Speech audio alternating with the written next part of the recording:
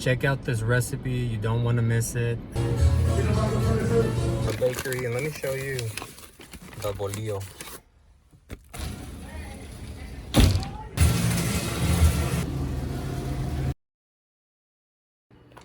Lines. So on my way to the market and see what I'm gonna get today. Not sure, thinking of cooking something, but I'm still not sure. I was thinking maybe of grilled fish or some fajitas, so I'm still not sure. So let's go see what the market has.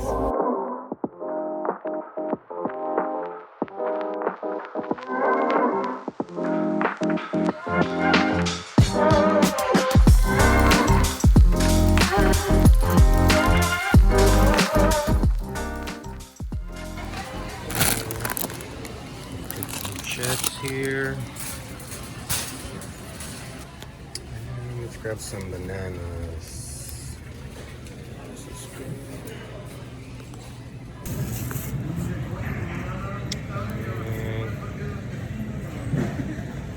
That's good.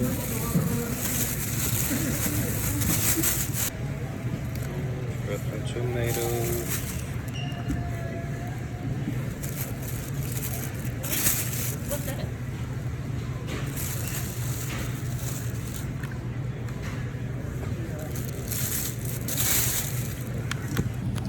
Here's the secret for super tender meats, which is some papaya. And of course, we need to get some limes, these beautiful limes. And we need some onions for the salsa. And let's go get some cilantro.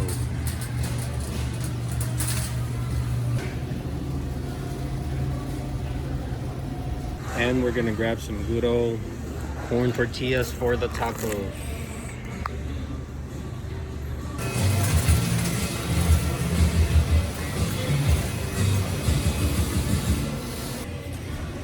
So the market is shaking and baking today, guys. It's a lot of people over here.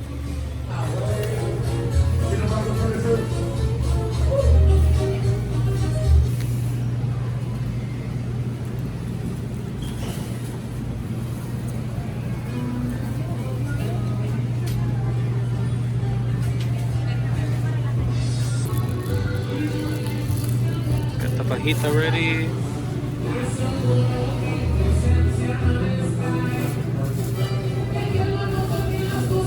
Gracias. And we got the cheese ready. And let's get some chicken steak here.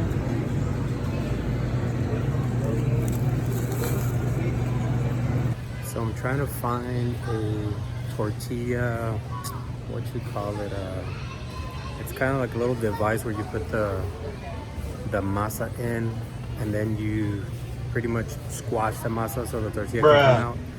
And my wife wanted me to get one that it's wood and works really good also for preparing tamales, because they want to do tamales for Christmas. So I'm gonna try to see if I can find one here. So let's see if I can find this device I'm talking about.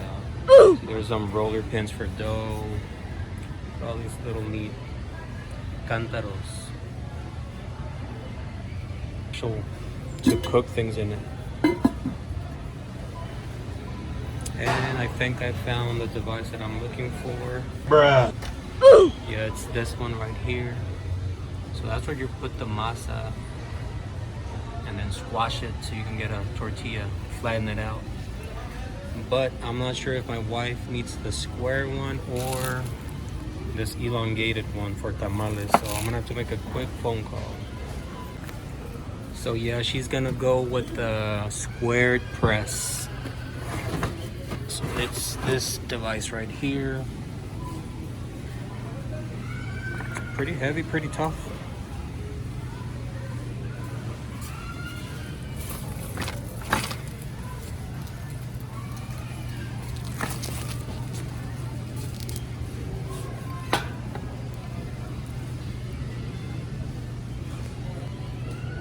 This store has everything. I mean, literally everything. anything that you need for cooking, supplies and stuff. It's crazy.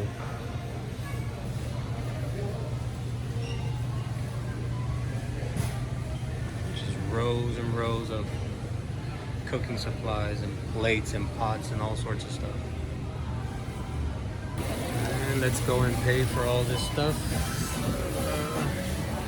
We'll just go on this lane right here. Just left the market. It's a beautiful day in December here in Memphis, and let's get ready to get this cooking show on the road. So next stop is the panaderia or bakery. I'm gonna get some what we call bolillos, which is a type of bread that we like for tortas, for like sub sandwiches. So I'm gonna go get them fresh at the panaderia, at the bakery.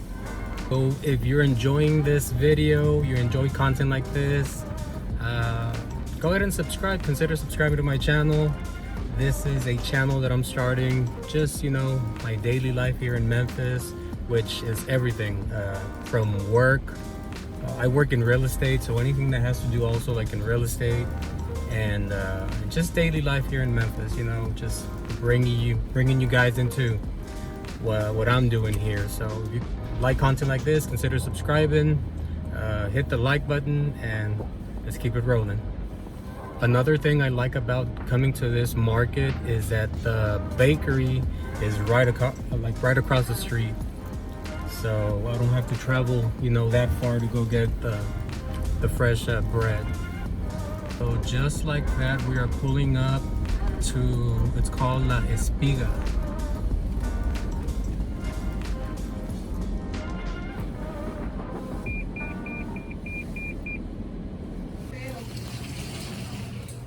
So look at all this goodness, guys.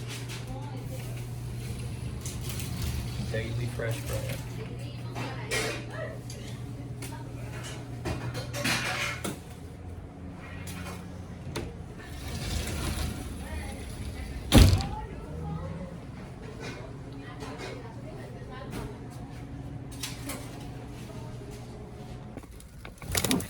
Alright guys, so I'm out of the bakery, and let me show you the bolillo. So this is pretty much the bolillo, which is a very tasty bread for sub sandwiches and stuff. I'm headed back home to start preparing the fajitas. Check out this recipe, you don't want to miss it.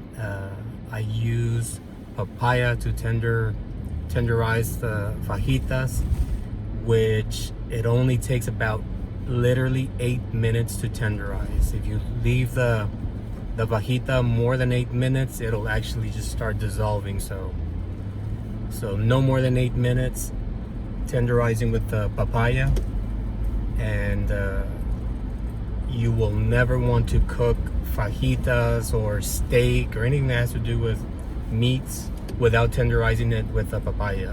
It's just that meat just kind of like falls apart like really, really good. So I'm heading home, and let's go ahead and get this started.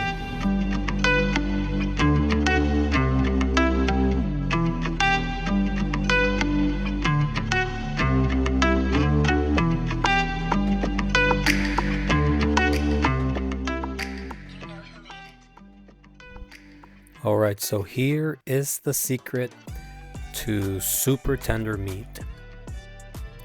So here I'm using papaya, and I'm cutting the papaya into workable chunks where I can put in this smoothie cup to pretty much get it to a puree.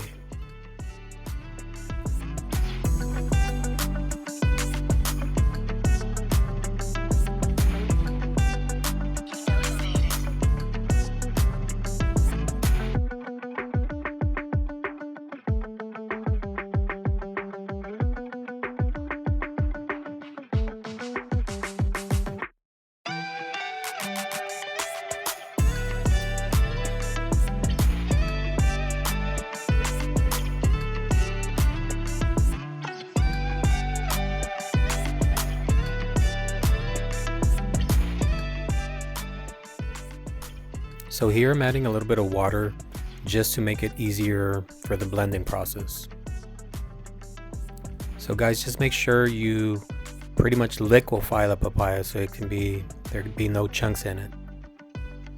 And here I'm just starting to cut up the meat in sections. Usually fajita meat comes like really long sections, which I don't like to work with. I kind of like to work with more manageable sections to make it easier for me when I'm cooking.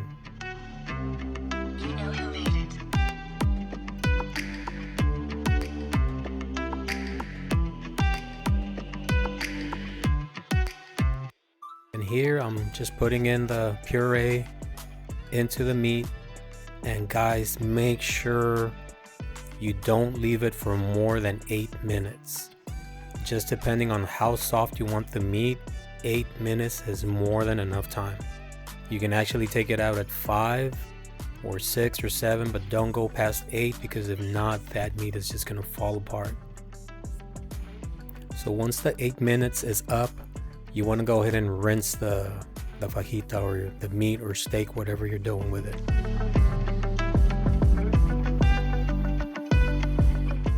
And now I'm using paper towels to dry the excess water, and then I'm just going to start seasoning with some fajita seasoning. You can use your own seasoning, whatever rocks your boat, whatever type of seasoning you like. In this case, I'm using a fajita seasoning.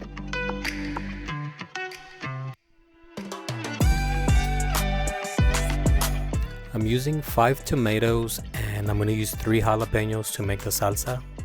And here all I'm doing is cutting up the tomatoes into chunks, because I'm going to cook them in the microwave along with the jalapenos. And you can add as much jalapenos you want, just be careful. If you add too many, you'll get the salsa like super hot, where it's going to be, even hard to taste it. So here I'm cutting up the cilantro for the tacos. And also guys, make sure you wash all your vegetables and your cilantro and stuff. You don't want to get sick, from any toxins in there. So just give them a good rinse, a good wash, and you'll be all set.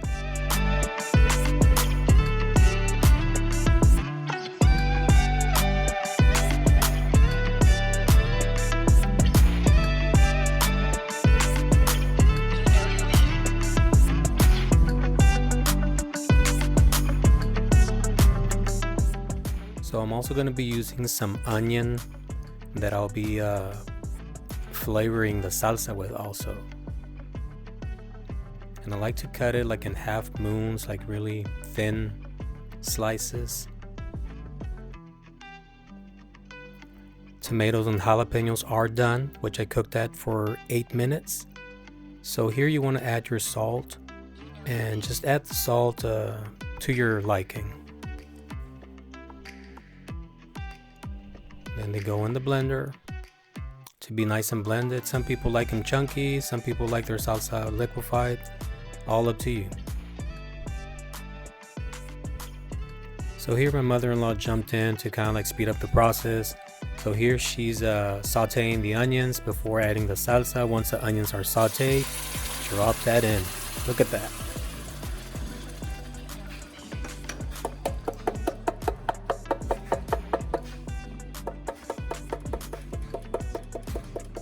Alright guys, let's get this started right here. So I've got the grill heated up already, cleaned up. So we're gonna add some oil.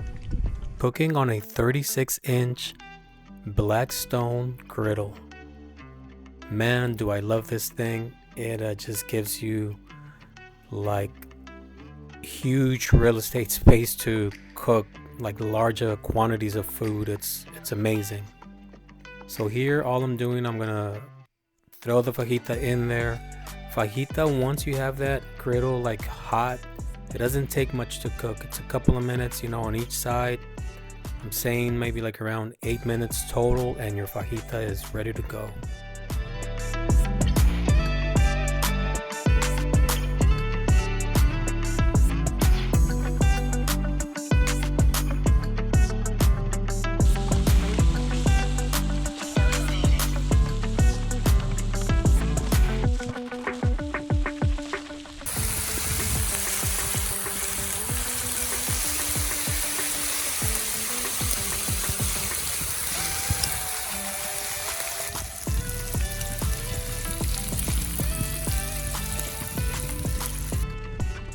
And of course, you cannot have tacos without some tortillas. Here you want to use a little bit of oil to warm up your tortillas, and I guarantee you it'll make them taste like really good. Also, I like to add like a pinch of salt to each tortilla.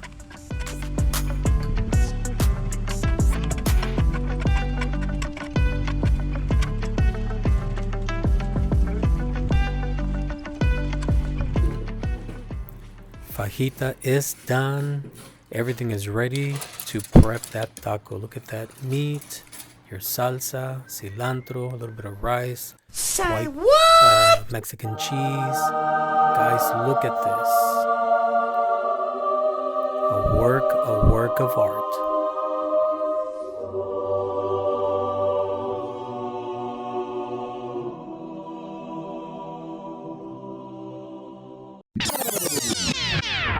And of course you want to add lime to your taco, which gives it just an amazing flavor.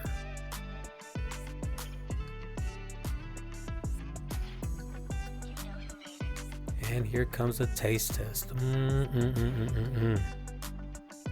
Guys, I hope you enjoyed this video. Consider subscribing for more cool stuff that I like to do.